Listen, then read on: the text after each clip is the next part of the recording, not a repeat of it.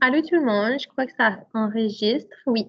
Euh, donc aujourd'hui, comme que je vous avais dit, on va commencer la synthèse des protéines.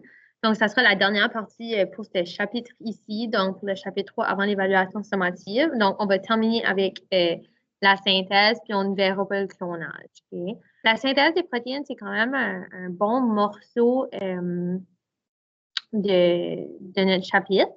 Donc, c'est comment est-ce qu'on fabrique une protéine. On le sait, les protéines sont essentielles.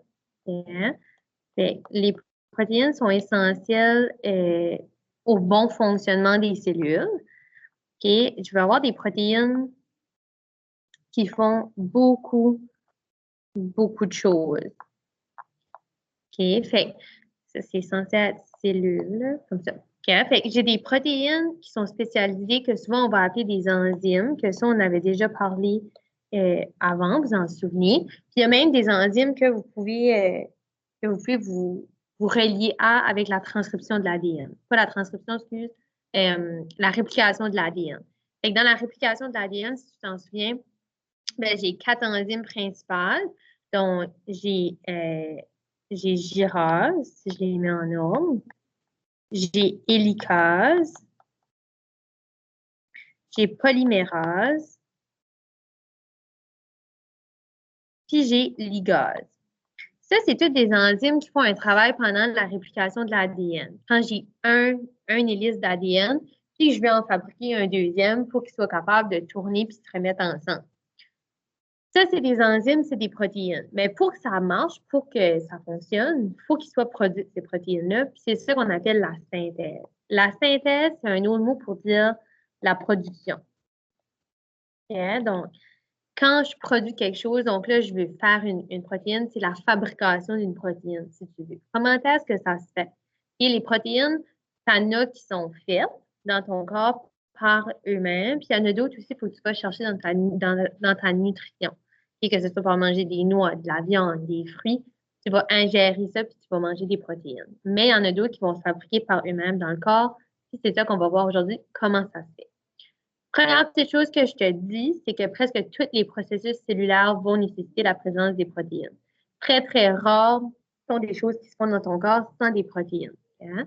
De nombreuses protéines jouent un rôle d'enzyme, okay? Donc beaucoup vont faire le rôle des enzymes. Puis on dit que les enzymes sont des protéines qui sont essentielles à toutes les réactions chimiques du corps. Tu ne vas jamais avoir une réaction chimique qui va se faire sans enzyme. Un enzyme, souvent, qu'est-ce que ça va faire? Ça va modifier le temps de réaction. Okay? Donc, souvent, un enzyme, ça va accélérer ta réaction chimique pour que ça se fait plus vite. Je te dis ensuite que les protéines sont essentielles à la construction et à la réparation du corps. Ça, tu devrais t'en rappeler quand on a vu les macromolécules au chapitre 1. On avait 2 types de protéines, puis c'était le 2 de leur fonction. Bien. Ensuite de ça, je te dis juste que l'hémoglobine, c'est une protéine dans le sang qui transporte l'oxygène aux cellules, puis le dioxyde de carbone aux poumons, donc qui aide avec la respiration. Okay? Donc, il se peut que sur une évaluation, je pourrais te demander, par exemple, donne-moi un type de protéine. Okay? Fait ça, c'en est un, l'hémoglobine que vous connaissez peut-être, donc qui est présent dans le sang. Donc, c'est vraiment ça qui va transporter l'oxygène. Je te dis que la synthèse des protéines se déroule de la même façon dans toutes les cellules. Okay? Fait que c'est pareil partout. La synthèse des protéines, c'est universel à toutes les cellules. C'est comme ça, puis ça ne change pas. Exemple de protéines, je t'en nomme quelques-unes ici. Hémoglobine, l'insuline, la kératine qui se retrouve dans nos cheveux, dans nos ongles, ligase, hélicase, polymérase, ainsi de suite. Donc, tous ceux-là, là, je les ai nommés juste en haut là. Fait que si je te demande un type de protéine, puis tu te souviens qu'une protéine, ça peut être une enzyme, tu peux me nommer une des 4 qui se produit dans la réplication de l'ADN. Donc, ça, c'est pour ça. Donc, à grande échelle, qu'est-ce qui se passe? Donc, si j'ai ma cellule ici, donc ici, j'ai mon noyau, j'ai 2 grandes étapes dans la production d'une protéine. J'ai la transcription, puis j'ai la traduction. La transcription,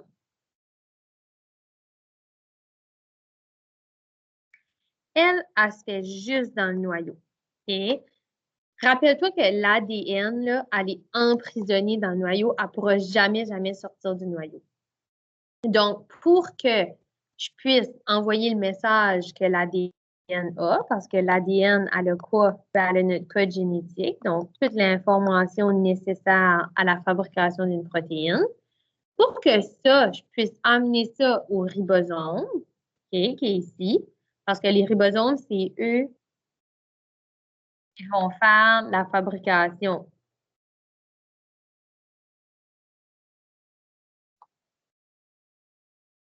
OK? C'est ça leur rôle, les ribosomes, si tu t'en souviens du chapitre précédent. Donc, il faut que l'ADN trouve un moyen d'envoyer son message au ribosome. Donc, ça se fait par deux étapes. La transcription dans le noyau. Fait que juste rapidement, qu'est-ce que vous pouvez voir ici? C'est que l'ADN, elle va se dérouler. Et donc, l'ADN se déroule, puis elle va former comme une grande... elle va former vraiment, si je suis comme ça, là, l'ADN va venir, puis elle va se dérouler comme ça. OK? Dans ce type-là. Qu'est-ce qui va se passer à ce moment-là? C'est que ton bras ici, là, si c'est un hélice, c'est que tu as des bases azotées. Ben, ton ARN messager, OK, c'est que tu vas avoir dans ton nucléoplaste, tu vas avoir des bases azotées libres.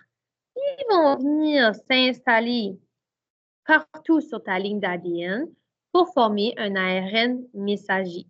Okay? Donc, une fois que ça, c'est complet, ton ARN messager, lui, il forme une hélice. Fait que si, par exemple, sur mon ADN, j'avais ceci,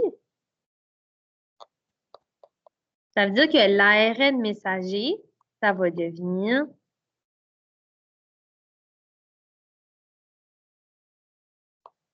ceci. Fait que c'est maintenant ce segment-là qui va venir, puis qui va sortir du noyau, puis qui va aller au ribosome. Le M pour messager parce qu'il apporte le message.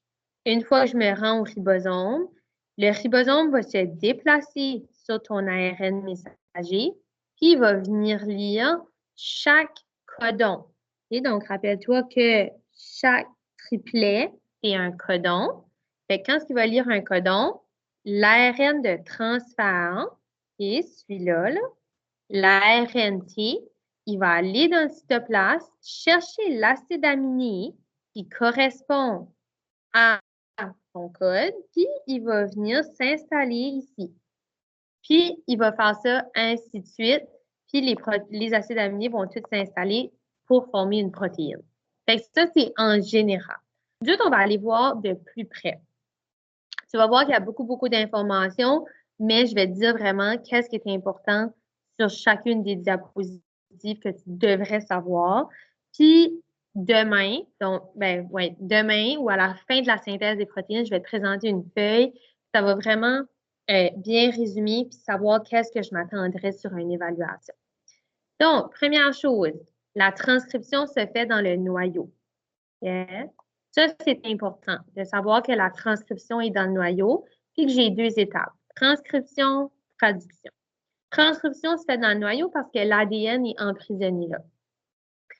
Le reste de l'information, c'est de l'information que tu connais quand même déjà. Donc, l'ADN contient le code pour produire une protéine cellulaire. Parce qu'elle a quoi? Parce qu'elle a le code génétique.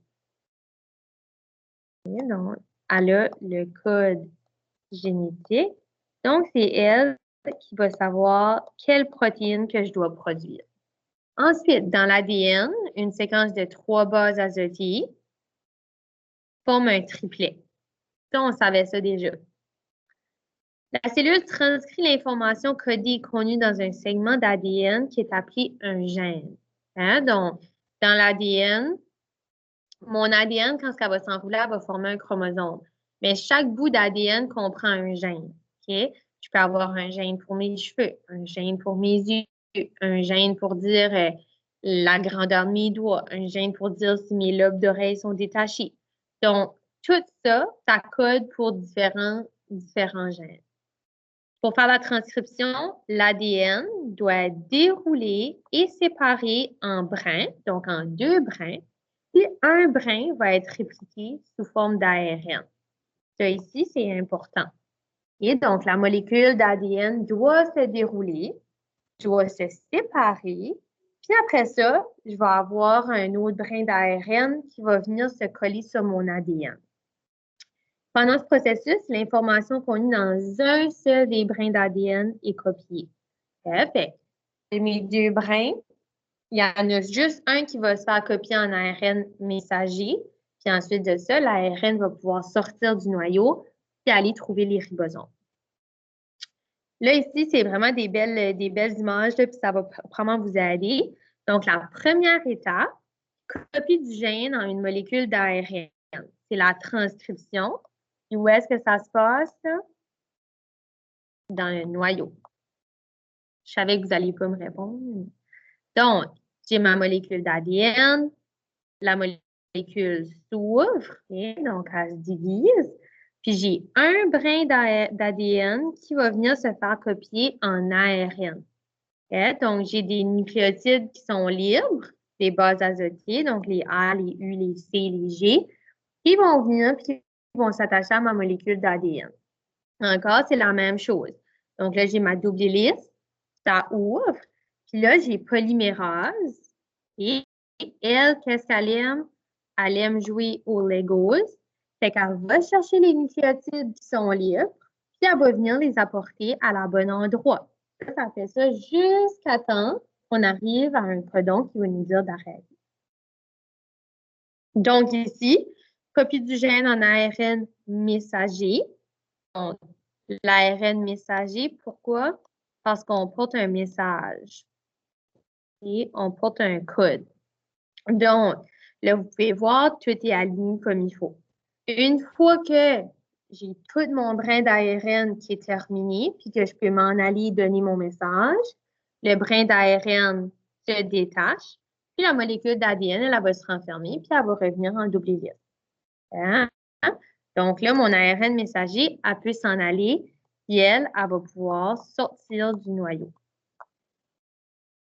Fait que l'ARN messager, qu'est-ce qu'elle a fait? C'est juste qu'elle a pris le code, puis elle a pris ça dans son langage, puis elle va apporter ça au cytoplasme. Deuxième étape. L'ARN messager entre dans le cytoplasme. Et donc, une fois qu'elle sort du noyau, elle entre dans le cytoplasme. Donc, ça, c'est important, entre dans le cytoplasme. L'ARN formé à la suite de la transcription est appelé l'ARN messager parce qu'elle apporte un message. L'ARN messager porte le codon. L'ARN messager porte le code de l'ADN, puis il transporte du noyau au ribosome sous forme de codon. Donc, 3 bases azotées dans l'ARN. L'ARN, elle a été chercher le message de l'ADN, puis elle transporte ça au ribosome, toujours en triplet. C'est toujours juste 3. Troisième chose, l'ARN messager se lie au ribosome, puis c'est là que ta deuxième grande étape va commencer. C'est là que la traduction commence. Une fois que l'ARN messager se lie au ribosome, la traduction va commencer. Donc, qu'est-ce qui se passe pour la traduction? Le ribosome, situé dans le cytoplasme, ou il peut être attaché au réticulum endoplasmique, donc ça, vous en souvenez peut-être du module précédent, va traduire une séquence de nucléotides. Donc, les bases azotées, avec les A, les T, les A, les U, les C, les G, en une séquence d'acides aminés. Fait que le langage, si on l'avait vu un petit peu plus tôt, le langage de l'ARN, puis le langage des protéines. N'oubliez pas que le but de ceci, c'est de former une protéine. Fait que le langage de l'ARN, c'est mes bases azotées. Puis le langage dans les protéines, ça va être mes acides aminés. OK? Fait que moi, si je veux mes acides aminés, ça veut dire qu'il faut que quelqu'un va me les chercher. Fait que le ribosome ici dans le cytoplasme est attaché au réticulum. Puis, il va traduire une séquence de nucléotides en acides aminés. Et rappelle-toi qu'une protéine, c'est des acides aminés. OK? Donc, c'est plusieurs acides aminés ensemble. Donc, l'acide aminé méthionine, code pour le départ d'une protéine. C'est toujours elle qui va coder. Fait AUG, chaque fois que mon ribosome voit ça passer, là, oh, là, je sais où je commence ma protéine. 4. L'ARN de transfert. Là, ça, c'est une autre sorte d'ARN qu'on allait discuter avant. Donc, l'ARN de transfert apporte les acides aminés au ribosome. Okay? Mes acides aminés, eux autres, ils sont où? Ben, ils sont libres. Okay? Donc, mes acides aminés sont libres dans le cytoplasme. Ça veut dire qu'il faut qu'il y a quelqu'un qui va les chercher puis qui les apporte à mon ribosome. C'est ça que l'ARN de transfert va faire. Hein? Donc, pour assembler un polypeptide, donc pour assembler un polypeptide, c'est une protéine. Un ribosome a besoin des acides aminés qui sont dans le cytoplasme. Puis ça, c'est l'ARN de transfert qui va s'en charger. Une molécule d'ARNT reconnaît qu'un seul type d'acide aminé. Fait, qu'est-ce qu'on veut dire par ça? C'est qu'elle va vraiment prendre l'acide aminé qu'elle a besoin avec l'anticodon. On va le voir juste après. De l'autre côté, elle porte 3 bases azotées et qui nommées des anticodons qui sont reliés à un codon de l'ARN messager. Fait que chacun de tes ARN de transfert, il va pouvoir aller chercher le bon acide aminé puis l'apporter au ribosome. L'ARN messager sera, lui et son code, sera transcrit en anticodon par l'ARN de transfert. Et là, on va aller voir ça ressemble à quoi tout ça. Okay? Qu'est-ce qu'on vient de tout dire? Ça, c'est une molécule d'ARN de transfert, d'ARNT. Okay? Donc, c'est quand même complexe, mais tu as des bases azotées qui sont partout. Qu'est-ce qui se passe ici? Je te dis extrémité 3' qui se termine par CCA, puis se lier à un acide aminé. L'anticodon, qui serait ce côté-là, donc ces 3 bases azotées-là, va pouvoir se lier à l'ARN messager. Hein? Donc, qu'est-ce qui se passe? Fait ici, le premier ARNT est retiré. Fait que ça va commencer, on va commencer du début. Ici, tu vois méthionine. OK? Donc, méthionine, ça, c'est l'acide aminé de départ.